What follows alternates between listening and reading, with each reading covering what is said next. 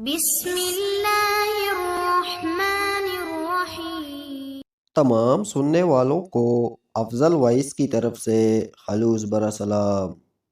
ناظرین محترم، آج ہم سیرت النبی یعنی حضور صلی اللہ علیہ وسلم کی پیدائش سے لے کر وفات تک ان کی زندگی کے سارے واقعات اور حسن و اخلاق کے سارے واقعات آپ کو بیان کرنے کے لیے جا رہے ہیں۔ اس ویڈیو کے ہم نے مختلف حصے بنائے ہیں جو کہ جلد از جلد آپ تک پہنچائے جائیں گے۔ ویڈیو کو مکمل دیکھنے کے لیے ہمارے ساتھ رہیے۔ ناظرین کرام، بحیثیت مسلمان اللہ تعالیٰ نے ہر ایک کو نبی کریم صلی اللہ علیہ وآلہ وسلم کی اطاعت کا حکم دیا ہے، اور ظاہر ہے کہ یہ اطاعت اسی وقت ممکن ہے جب کہ نبی کریم صلی اللہ علیہ وسلم کی سیرت کا مطالعہ کیا جائے۔ اللہ تعالیٰ نے حضور اکرم صلی اللہ علیہ وسلم کو ہمارے لیے اسوہ حسنہ قرار دیا ہے، اور آئیڈیل کی زندگی کا مطالعہ از حد ضروری ہے تاکہ ہم خورش سے لے کر پوشش تک ان کو اپنا آئیڈیل مان اور ان کے طرز زندگی کو اختیار کر سکیں۔ بعثت محمدی سے پہلے تہذیبی اعتبار سے دنیا کھوکھلی ہو چکی تھی، نیز موجودہ دور بھی تہذیبی اعتبار سے کھوکھلا ہو چکا ہے، جبکہ اسلامی تہذیب زندہ جاوید اور تمام تہذیبوں کی روح بلکہ سابقہ اور لاحقہ تہذیبوں کا نطفہ اتصال ہے۔ اس لیے تہذیبی اعتبار سے بھی سیرت کا مطالعہ نہایت ضروری ہے۔ پوری دنیا جن اقتصادی، معاشرتی، معاملاتی، اخلاقی، جنسی، سیاسی، قومی، تہذیبی، ثقافتی، ماحولیاتی وغیرہ مسائل سے دوچار ہے، ان کا حل اسلام کے اندر موجود ہے۔ لہٰذا ان عالمی مسائل کو حل کرنے کے اعتبار سے بھی سیرت کا مطالعہ ضروری ہے کہ سیرت کے اندر ان کے حل موجود ہیں۔ ناظرین کرام، حضرت محمد صلی اللہ علیہ وآلہ وسلم 9 ربیع اول، بعض اولیاء کرام کے نزدیک 12 ربیع اول بروز دوشنبہ عام الفیل کے پہلے سال واقع فیل کے تقریباً 55 دن کے بعد بمطابق 20 اپریل 571 کو پیدا ہوئے۔ آپ صلی اللہ علیہ وسلم کے دادا جناب عبد المطلب نے آپ کا نام محمد رکھا۔ سب سے پہلے آپ کی والدہ ماجدہ بی بی آمنہ نے آپ کو دودھ پلایا۔ 2-3 دن کے بعد آپ کے چچا ابو لہب کی باندی حضرت سویبہ نے آپ کو دودھ پلایا۔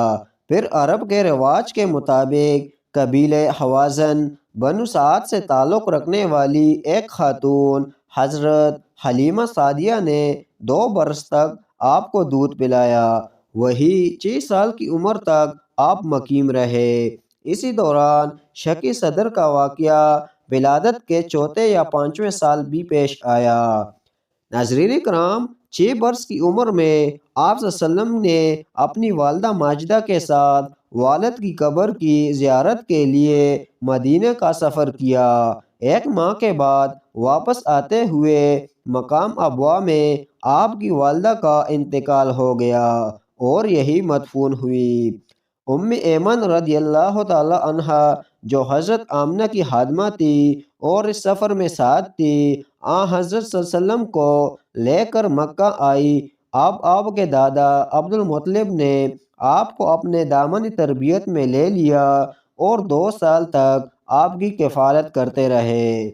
2 سال کے بعد جب آپ صلی اللہ علیہ وسلم کی عمر 8 سال کی ہوئی تو آپ کے دادا عبد المطلب 82 سال کی عمر میں اس دار فانی سے کوچ کر گئے۔ دادا کے انتقال کے بعد آپ کے چچا ابو طالب نے آپ کو اپنی آغوش تربیت میں لے لیا۔ 12 سال کی عمر میں چچا ابو طالب نے اپنے شام کے تجارتی سفر میں یتیم بھتیجے کو بھی ساتھ لیا۔ جب بصرہ نامی مقام پر ابو طالب کے قافلہ نے پڑاؤ ڈالا تو جرجیس نامی راہب، جس کا لقب بحیرہ تھا، نے آپ کے اوصاف کی بنیاد پر آپ کو پہچان لیا اور ہاتھ پکڑ کر کہا، یہ سید العالمین ہیں، اللہ انہیں رحمت للعالمین بنا کر بھیجے گا۔ پھر ابو طالب کو مشورہ دیتے ہوئے کہا، انہیں واپس کر دو، ملک شام لے کر نہ جاؤ، کیونکہ یہود سے خطرہ ہے۔ ابو طالب نے راہب کے مشورہ کو قبول کرتے ہوئے حضرت صلی اللہ علیہ وسلم کو اپنے بعض غلاموں کے ساتھ مکہ واپس بھیج دیا۔ آپ صلی اللہ علیہ وسلم جب 15 برس کے ہوئے تو قریش و کنانہ اور کیس الیان کے درمیان ایک جنگ ہوئی جو سیرت کی کتابوں میں جنگ فجار کے نام سے مشہور ہے۔ اس جنگ میں حضرت صلی اللہ علیہ وسلم بھی شریک تھے اور تیر اٹھا اٹھا کر اپنے چچاؤں کو دیتے تھے۔ 25 برس کی عمر میں حضرت خدیجہ رضی اللہ تعالی عنہ کا مال تجارت رہ کر ملک شام کا سفر کیا اور تجارتی منافع کے ساتھ لوٹے۔ جب حضرت خدیجہ رضی اللہ تعالی عنہ نے راست گوئی، امانت داری اور مکارم اخلاق کا مشاہدہ کیا تو اپنی ایک سہیلی نفیسہ بن منبع کے ذریعے شادی کا پیغام بھجوایا۔ آپ صلی اللہ علیہ وسلم نے اپنے چچاؤں سے مشورہ کے بعد اس پیغام کو قبول کر لیا اور ملک شام سے واپسی کے تقریباً 2 مہینے کے بعد بنو ہاشم اور روسائے مضر کی موجودگی میں 20 اونٹ مہر کے عوض حضرت صلی اللہ علیہ وسلم اور حضرت خدیجہ رضی اللہ تعالی عنہ کا رشتے ازدواج سے منسلک ہو گئے۔ اس وقت حضرت خدیجہ رضی اللہ کی عمر تقریباً 40 سال کی تھی۔ ناظرین کرام، جب آپ صلی اللہ علیہ وسلم کی عمر 35 سال کے ہوئے تو خانہ کعبہ کی تعمیر نو کا کام شروع ہوا۔ جب حجر اسود تک تعمیر ہو گئی تو اس کو رکھنے کے سلسلے میں جھگڑا اٹھ کھڑا ہوا۔ ہر قبیلہ اس شرف سے مشرف ہونا چاہتا تھا، حتیٰ کہ نوبت خون خرابے تک جا پہنچی۔ تب ابو امیہ مخزومی نے یہ کہہ کر فیصلہ کی ایک صورت پیدا کی کہ کل صبح جو حرم میں سب سے پہلے داخل ہوگا، جھگڑے کا حکم اسی کا مانیں گے۔ معاشیت ازدی کی صبح سب سے پہلے نبی کریم صلی اللہ علیہ وسلم تشریف لائے۔ لوگوں نے دیکھتے ہی کہا، یہ امین ہیں، ہم ان کے فیصلے پر راضی ہیں، یہ محمد ہیں۔ حضرت صلی اللہ علیہ وسلم نے ایک چادر منگوا کر اپنے دست مبارک سے حجر اسود کو اس پر رکھا اور تمام قبائل کے سرداروں سے اس کے کنارہ کو پکڑ کر لے چلنے کے لیے کہا۔ جب نصب کی جگہ تک چادر پہنچ گئی تو آپ صلی اللہ علیہ وسلم نے اپنے بابرکت ہاتھ سے حجر اسود کو اس کی جگہ پر رکھ دیا اور قبائل کے درمیان رونما ہونے والے خون خرابے کو فرد کیا۔ جب عمر شریف 40 سال کی ہوئی تو اللہ تبارک و تعالیٰ نے نبوت کی سعادت سے سرفراز فرمایا۔ چنانچہ حضرت صلی اللہ علیہ وسلم بعرض عبادت غار حرا میں تشریف فرماتے کہ حضرت جبرائیل علیہ السلام پہلی وحی لے کر اترے اور کہا، پڑھو۔ آپ صلی اللہ علیہ وسلم نے فرمایا، مجھے پڑھنا نہیں آتا۔ حضرت جبرائیل علیہ السلام نے اپنے سینے سے لگایا اور دوبارہ کہا، پڑھو۔ آپ صلی اللہ علیہ وسلم نے پھر جواب دیا، مجھے پڑھنا نہیں آتا۔ حضرت جبرائیل علیہ السلام نے پھر اپنے سینے سے لگایا اور کہا، پڑھو اپنے رب کے نام سے جس نے پیدا کیا، جس نے انسان کو خون کے لوتڑے سے پیدا کیا۔ پڑھو، اور تمہارا رب بزرگ و باعزت ہے جس نے قلم کے ذریعے علم سکھایا، جس نے انسان کو وہ چیزیں سکھائی جو وہ نہیں جانتا تھا۔ نزولی وحی کا یہ واقعہ رمضان المبارک کی 25 تاریخ 6 اگست 410 کو پیش آیا۔ ناظرین کرام، پہلی وحی کے بعد چند روز تک وحی کا سلسلہ بند رہا، پھر سورہ مدثر کی ابتدائی آیات کے ذریعے تبلیغ کا حکم آیا۔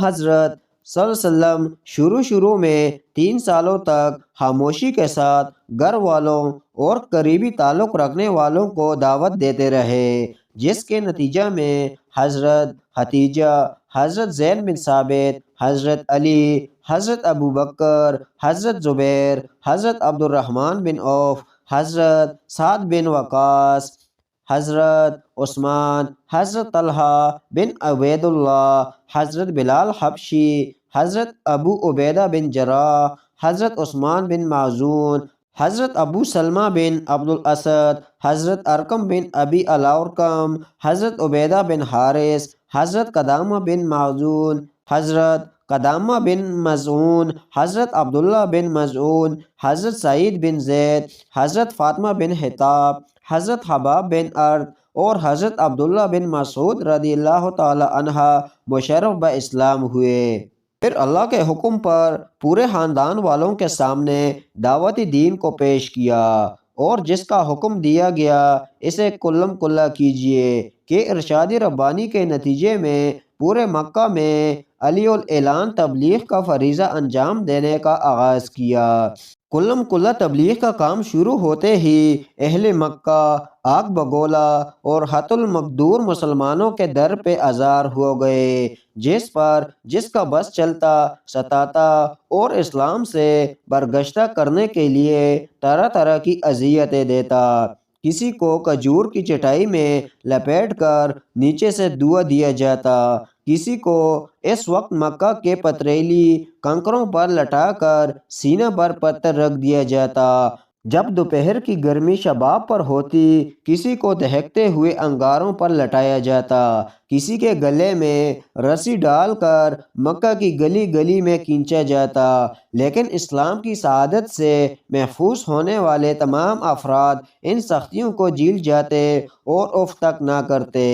جب ظلم و ستم کی انتہا اور جور و جفا کی حد ہو گئی اور اہل اسلام کے لیے مکہ میں رہنا دوبر کر دیا گیا تو نبوت کے 5ویں سال حضرت صلی اللہ علیہ وسلم نے حبشہ کی طرف ہجرت کرنے کی اجازت مرحمت فرمائی۔ چنانچہ 12 مردوں اور 4 عورتوں پر مشتمل مسلمانوں کے پہلے قافلہ نے حبشہ کی طرف ہجرت کی۔ ابھی 2-2.5 مہینے ہی گزرے تھے کہ ان مہاجرین کو یہ خبر ملی کہ قریش مسلمان ہو گئے ہیں، لہٰذا وہ واپس آئے۔ جب مکہ کے بالکل قریب پہنچے تو اس خبر کے جھوٹے ہونے کی اطلاع ملی۔ اب نہ جائے رفتن نہ پائے ماندن کی صورت تھی، لہٰذا کچھ لوگ چپ چھپا کر جبکہ کچھ کسی کی پناہ میں مکہ داخل ہوئے اور بعض حبشہ کی طرف لوٹ گئے۔ اب ستم پہلے سے کہیں زیادہ تلاطم خیز ہو گیا۔ مہاجرین تو فرسٹ ٹارگٹ تھے ہی، عام مسلمان بھی پورے طور پر اس لپیٹ میں آئے۔ ناچار رسول صلی اللہ علیہ وسلم نے پھر صحابہ کرام رضی اللہ تعالی عنہ کو ہجرت حبشہ کا مشورہ دیا، تاہم یہ ہجرت پہلی ہجرت سے زیادہ پرخطر تھی، لیکن مسلمانوں کی مستعدی کی وجہ سے اللہ تعالیٰ نے اس ہجرت کو بھی آسان بنا دیا۔ چنانچہ قریش کی گرفت میں آنے سے پہلے ہی وہ شاہ حبش کے پاس پہنچ گئے۔ یہ ہجرت 6 نبی میں پیش آئی اور اس قافلہ میں 83 مرد اور 18 عورتیں شامل تھیں۔ ناظرین کرام، دوسری ہجرت حبشہ کے بعد قریش مکہ نے پہلے تو شاہ حبش کو بھڑکانے اور مسلمانوں کو واپس منگانے کی انتھک کوشش کی۔ جب اس میں کسی طور پر کامیابی نہیں ملی تو نعوذ باللہ حضور صلی اللہ علیہ وسلم ہی کے قتل کی پلاننگ کر بیٹھے اور اس کے لیے بارہا کوششیں بھی کی، لیکن جسے اللہ رکھے اسے کون چکے۔ بلکہ اسی طرح ایک کوشش حضرت حمزہ رضی اللہ تعالی عنہ جیسے بہادر کے ایمان لانے کا سبب بنا۔ ایک دن ابو جہل کوہ صفا کے پاس حضور صلی اللہ علیہ وسلم کے پاس سے گزرا تو اس نے آپ صلی اللہ علیہ وسلم کو سخت سست کہا۔ آپ صلی اللہ علیہ وسلم نے اس کا کوئی نوٹس نہیں لیا تو یہ آپے سے باہر ہو گیا اور آپ صلی اللہ علیہ وسلم کے سر پر پتھر دے مارا، جس کے نتیجہ میں سر سے لہو اچھل پڑا۔ عبداللہ بن جدعان کی باندی نے یہ سارا ماجرا حضرت حمزہ رضی اللہ تعالی عنہ سے کہہ سنایا اور یہی واقعہ آپ رضی اللہ تعالی عنہ کے اسلام لانے کا سبب بن گیا۔ اغلب یہ ہے کہ یہ واقعہ 6 نبوی کے ماہ ذی الحجہ میں پیش آیا۔ حضرت حمزہ رضی اللہ تعالی عنہ کے مشرف با اسلام ہونے کے صرف 3 دن بعد ہی قریش کو ایک اور جھٹکا لگا، ایسا جھٹکا جس نے مشرکین مکہ سے ظلم و طغیان کی بدمستی کو دور کر کے کچھ سوچنے پر مجبور کر دیا۔ وہ جھٹکا تھا حضرت عمر رضی اللہ تعالی عنہ کا اسلام قبول کرنا۔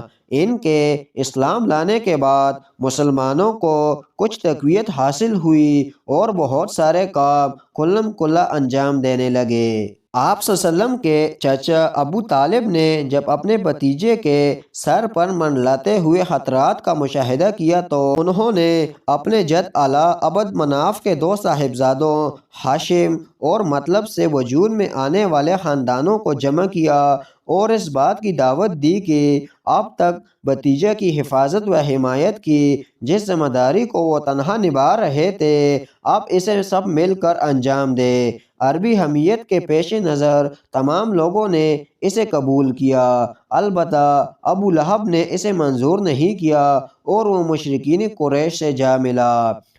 بنو ہاشم و مطلب کے اس عہد و پیمان کے بعد مشرکین مکہ کے ہاتھوں طوطے اڑ گئے۔ وہ سمجھ گئے کہ اب محمد صلی اللہ علیہ وسلم کو قتل کرنا مکہ کی وادی کو خون سے لالہ زار کرنے کے مرادف ہوگا۔ اس لیے ایک دوسری سنگین تجویز پاس کی کہ بنو ہاشم و مطلب سے نہ شادی بیاہ کریں گے، نہ خرید و فروخت کا معاملہ کریں گے، نہ ان کے ساتھ اٹھیں گے بیٹھیں گے، نہ ان سے میل جول رکھیں گے، نہ ان کے گھروں میں جائیں گے اور نہ ہی ان سے بات چیت کریں گے، یہاں تک کہ وہ محمد صلی اللہ علیہ وسلم کو قتل کرنے کے لیے ہمارے حوالہ نہ کر دیں۔ یہ بنو ہاشم و مطلب کو مکمل طور پر بائیکاٹ کی تجویز تھی، جس کو لکھ کر صحیفہ کی شکل میں خانہ کعبہ کے اندر لٹکا دیا گیا۔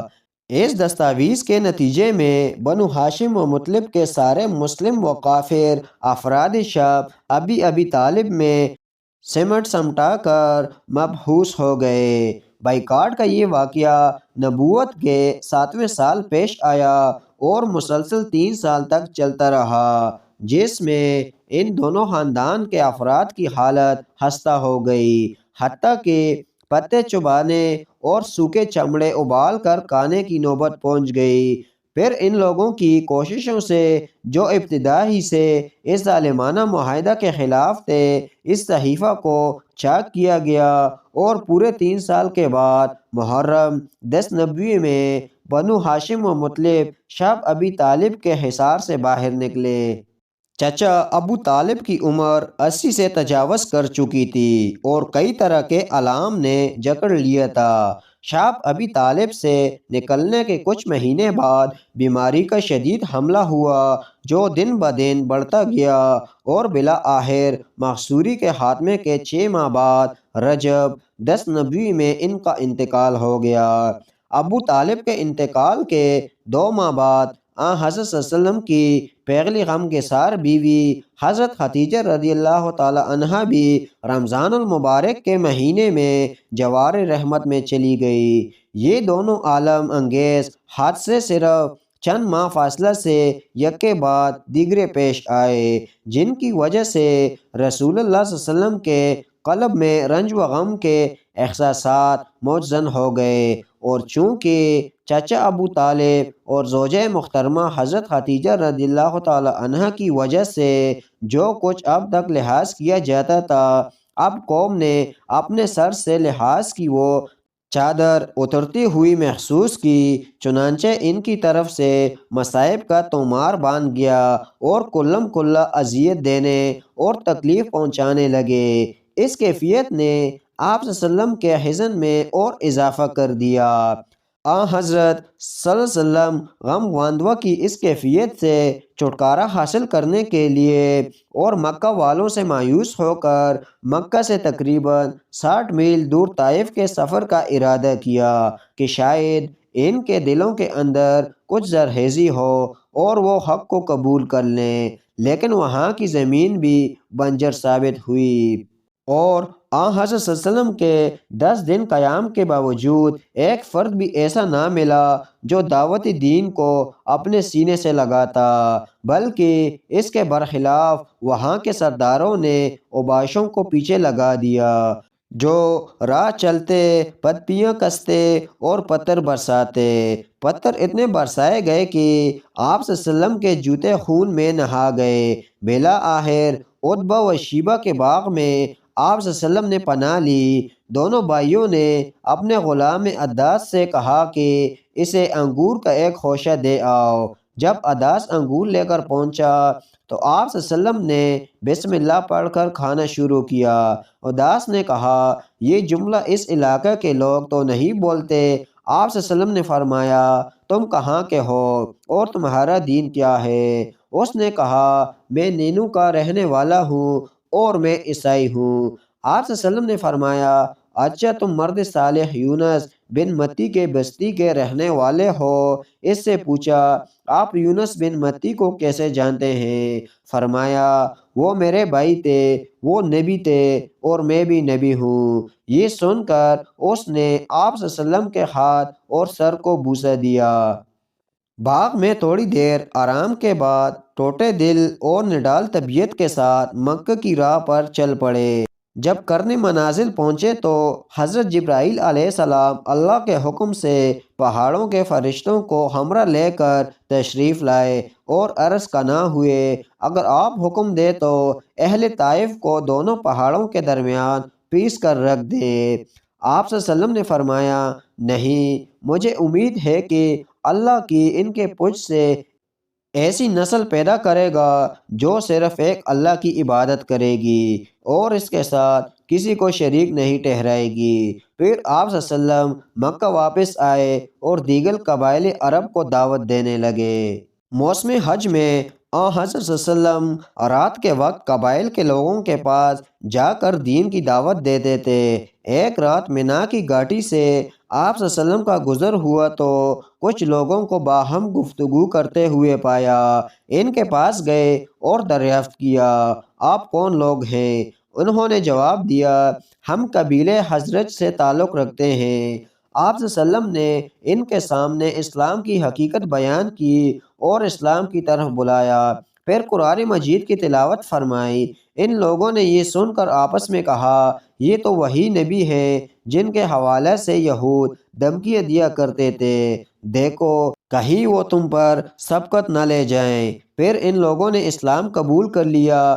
یثرب مدینہ منورہ کے ان سعادت مند روحوں کی آمد سن 11 نبی کے موسم حج میں ہوئی تھی۔ جب وہ واپس یثرب گئے تو انہوں نے اسلام کا پیغام لوگوں تک پہنچایا، جس کے نتیجہ میں وہاں کے گھر گھر میں رسول اللہ صلی اللہ علیہ وسلم کا چرچا عام ہو گیا۔ اسی سال شوال میں حضرت صلی اللہ علیہ وسلم نے حضرت عائشہ رضی اللہ تعالی عنہا سے نکاح فرمایا۔ یثرب کے مشرف با اسلام لانے والی مقدس روحوں کی تبلیغ سے آئندہ سال ذی الحجہ 12 نبوی موسم حج میں وہاں کے 12 آدمیوں نے آپ صلی اللہ علیہ وسلم کے ہاتھوں پر بیعت کی اور سعادت اسلام سے مشرف ہوئے۔ سیرت کی کتابوں میں اس واقعے کو پہلی بیعت عقبہ کے نام سے لکھا جاتا ہے۔ جب حج اختتام کو پہنچ گیا تو حضور صلی اللہ علیہ وسلم نے ان لوگوں کے ہمراہ حضرت موصب بن عمیر کو اپنا پہلا سفیر بنا کر یثرب بھیجا۔ ان کی کوششوں سے سوائے چند مکانات کے انصار کے تمام گھرانوں نے اسلام قبول کر لیا۔ یہ اس بات کا اشارہ تھا کہ دین کے کام میں جب اپنے ساتھ نہیں دیتے تو اللہ تعالیٰ دوسروں کے ذریعے سے کام لیتے ہیں۔ ناظرین کرام، سیرت النبی کا واقعہ ابھی جاری ہے۔